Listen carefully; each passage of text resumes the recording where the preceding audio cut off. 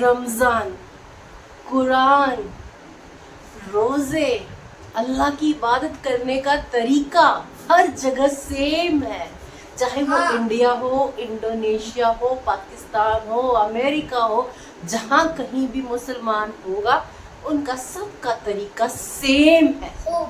اور یہ کسی مذہب میں نہیں، کسی بھی مذہب میں اس طریقے سے اتنی پیار سے، اتنی محبت سے سب ایک ہی مالک کے آگے جھکتے ہیں، اسی سے مانگتے ہیں، اسی کا شکر کرتے ہیں، اور کسی کے آگے ہاتھ نہیں پھیلاتے، نہ کسی سے ڈرتے ہیں، نہ کسی کے آگے جھکتے ہیں.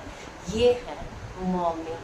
اور مومن جو ان چیزوں کو مانتے ہیں نا، جو صرف اس پرمیشور کو مانتے ہیں، ایشور کو مانتے ہیں، اللہ کو مانتے ہیں، اور اسی کے آگے جھکتے ہیں، اسی سے مانگتے ہیں، پھر چاہے وہ کوئی بھی مذہب میں پیدا کیوں نہ ہو، وہ مومن ہی ہے.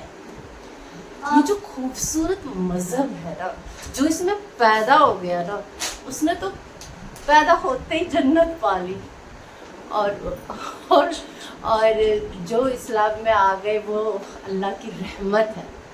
ہم جیسے لوگ جن کو آس پاس بھی یہ نہیں پتا کہ سجدہ کیا ہوتا ہے، کس کی عبادت کرتے ہیں، یہ کس کو جھکتے ہیں. جب میں چھوٹی سی تھی نا تو میں ماں سے ہمیشہ پوچھتی تھی کہ ماں یہ کون لوگ ہیں جو ایک ساتھ جھکے ہوئے ہیں اور کہاں کس کو دیکھ رہے ہیں. اور میری ماں کہتی تھی بیٹا یہ دوسرے مذہب کے لوگ ہیں، ہمارے دھرم کے نہیں ہے، ہمیں نہیں پتا کس کو جھکتے ہیں، یہ ہوگا ان کا کوئی دیوتا. تو ایسے میری ماں بولتی تھی. اور پتہ ہے جب میں نے فرسٹ ٹائم جب میں نے نماز پڑھی تھی، فرسٹ ٹائم میں جب اسلام قبول کیا تھا، میں ملیشیا میں تھی. تو مجھے وہ ایک سٹوری ہے بہت پیاری. ہم فرینڈس شاپنگ کے لیے جا رہے تھے تو میں نے آواز سنی اذان. تو میری فرینڈس کہنے لگی تم رک گئی کیوں رک گئی؟ میں نے کہا کہ یار یہ آواز مجھے بہت اچھی لگ رہی ہے، مجھے اس کا پیچھا کرنا ہے. تو وہ کہنے لگی شاپنگ کا کیا ہوگا؟ میں نے کہا یار شاپنگ دیکھ لیں گے بعد میں، پہلے مجھے یہ سننی ہے یہ کیا چیز ہے، مجھے اس کے پیچھے چلنا ہے. اور میں چلتے چلتے ایک مسجد میں پہنچ گئی. وہاں پر کچھ لیڈیز تھی، تو انہوں نے مجھے دیکھا کہ میں نے ویسٹرن ڈریس پہنی ہوئی ہے، نیل پالش لگائی ہوئی ہے. تو انہوں نے مجھے اسکارف دیا، اسکارف اوڑھنے کے لیے، اور مجھے جو وضو کرتے ہیں وہ وضو کروایا.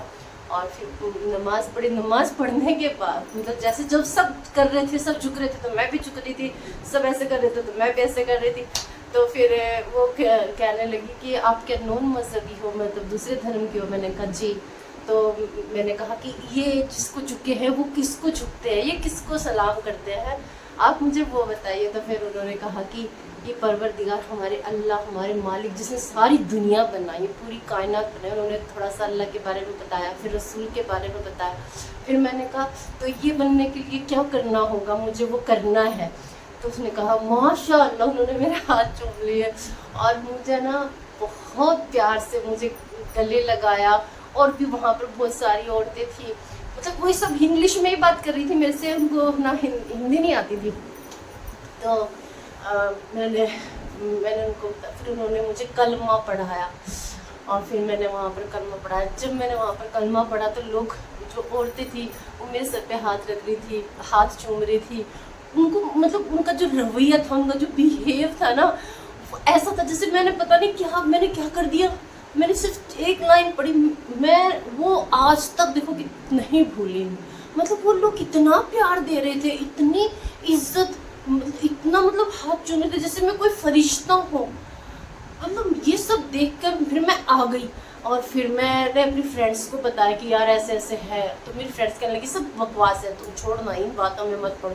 لیکن میرے ذہن سے ان لوگوں کا بیہیو ہی نہیں جا رہا تھا. پھر میں گھر آ گئی. گھر میں نے بتایا نہیں کسی کو، دل میں ہی رکھا. اور پھر آج دیکھ لو اللہ کے رحم و کرم سے، اور رمضان میں بھی ہوں، روزہ بھی رکھتی ہوں، اللہ کی عبادت بھی کرتی ہوں، بہت شکریہ کرتی ہوں. اللہ نے مجھے اسلام